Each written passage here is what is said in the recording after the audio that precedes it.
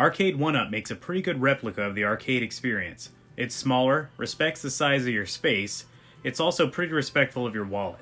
Buying a real arcade could run you over $1,000 depending on how old or rare the cabinet is. I still only spent roughly $700 even after modifying my Street Fighter cabinet to look like a Killer Instinct cabinet.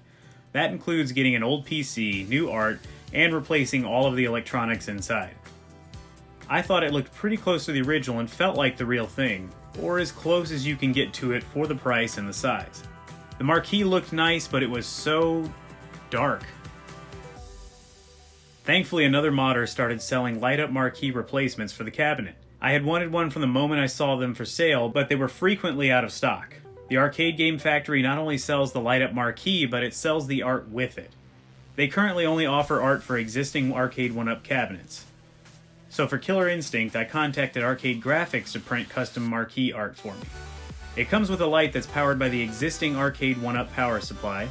There's a splitter in there for you to plug in your light and your Arcade1Up. Installation is very simple. You don't have to tear apart your cabinet. Just open the back panel, unscrew the screws that are holding the marquee to the monitor board, then loosen the screws on the upper back of the cabinet and remove the marquee screws after that.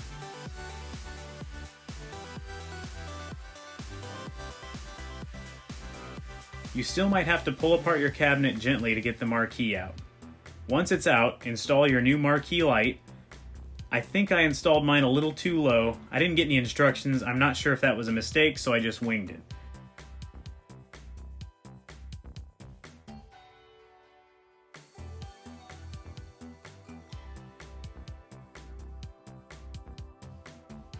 Next, get your screws ready, place the marquee, and screw it in. You will not need to put the old screws back in that you took out from your monitor board that was in your old marquee. Just put those aside.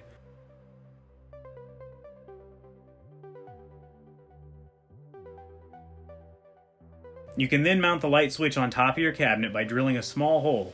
I did not do this with my cabinet since they are modded and the light will turn on and off when I flip the power switch. I just stuck mine inside the cabinet just in case I ever need to flip it off.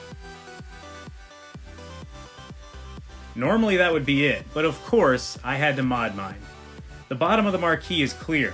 It lets a ton of light through which illuminates the control panel. It looks kinda cool, but it can be blinding reflecting off the controller plexiglass. Here's where my wife saved the day again with her craft skills. She grabbed some black vinyl, cut it to the right size, and stuck it to the inside bottom of the marquee. This way it's undetectable from the outside, but inside it blocks almost all of the light, so I don't have to be blinded and it looks a lot more like a real arcade. Overall, this mod was just as important as changing the side art to me. It really makes the cabinet pop, and it takes you right back to those glorious arcade days. A bonus is, the bright light inside the cabinet gives you a great work light for when you're modding the cabinet or just need to see something inside of it. I'll link to this marquee in the description. For now, please give this video a thumbs up if you enjoyed it, and click subscribe if you want to see more. Thanks for watching. Available for your home in 1995, only on Nintendo Ultra 64.